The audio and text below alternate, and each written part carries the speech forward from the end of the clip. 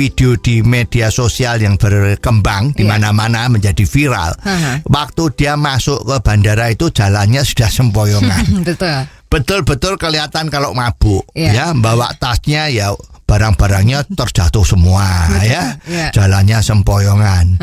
Kok yo sama yang jaga itu masih dipersilahkan masuk dengan baik. Ya. Nah, terus setelah masuk di pesawat, para penumpangnya baru terkejut kalau pada saat mengumumkan ya say hello-nya dari sang pilot tadi itu mengatakan bahwa akan terbang berapa meter jauhnya dan sebagainya itu, terus tiba-tiba keluar dari kokpitnya bagi-bagi makanan minuman, ngomongnya ngelantur gak karuan. Itu beruntung sekali. Banyak penumpang langsung berdiri menyatakan protes untuk tidak terbang. Jadi kita lihat bahwa semangat dari penumpang-penumpang kita ini malah bagus. Justru yang disesalkan itu adalah awak pesawat. Pramugari yang cantik-cantik itu maupun pramugara yang ganteng-ganteng itu, juga kopilotnya yang gagah, itu kok tidak bisa mencegah. Ini perlu dipertanyakan. Ini merupakan sikap yang harus dikoreksi yang paling pertama. Ya, mestinya kan mereka yang mencegah. Kenapa tidak mencegah? Lah ini karena di dalam pesawat terbang itu kapten itu merupakan pemimpin yang tertinggi. Kalau kapten bilang terbang, terbang. Kalau kapten bilang tidak terbang, tidak terbang. Kalau kapten bilang penumpang ini karena nyalakan handphone tidak mau mati, penumpang ini harus turun. Nah, penumpang itu akan diturunkan. Ya, begitu kuatnya. Ya lah, ini kemungkinan pramugari dan pramugara dan kopilotnya itu tidak berani. Ya, nanti kalau dia berani bantah, kamu kok kelihatan mabuk toh? Nanti gak seneng. Kalau gak seneng dia bisa ini tidak boleh terbang lagi. Aku tidak mau didampingi dengan dia waktu terbang. Itu kan kehilangan pekerjaan. Nah ini susah. Ya, jadi ini namanya tipe-tipe pegawai yang semangatnya itu semangat tempe ya. Harusnya berani ngambil risiko. Kalau ini tidak benar ya dia harus berani mengatakan tidak. Sehingga malah dia nanti bisa jadi pemimpin. Seperti sekarang itu CEO-nya dan juga manajer operasionalnya dari Citylink kan mengundurkan diri. Ini angkat topi.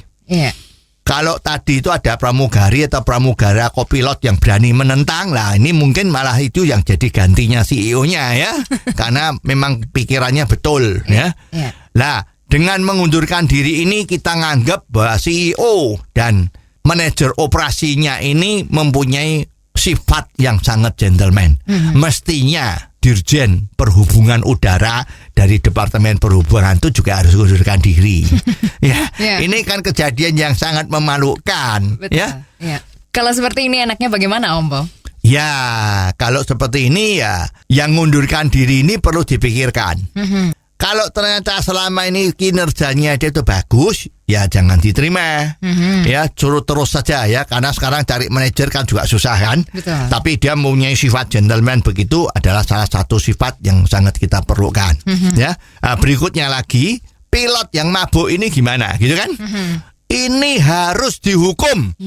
Ya, harus masuk penjara bila perlu yang berat, ya supaya jangan terjadi lagi kejadian-kejadian yang seperti dulu ada pilot yang nyabu, pengkonsumsi narkoba, itu jangan terjadi lagi. Jadi ini harus dihukum seberat-beratnya.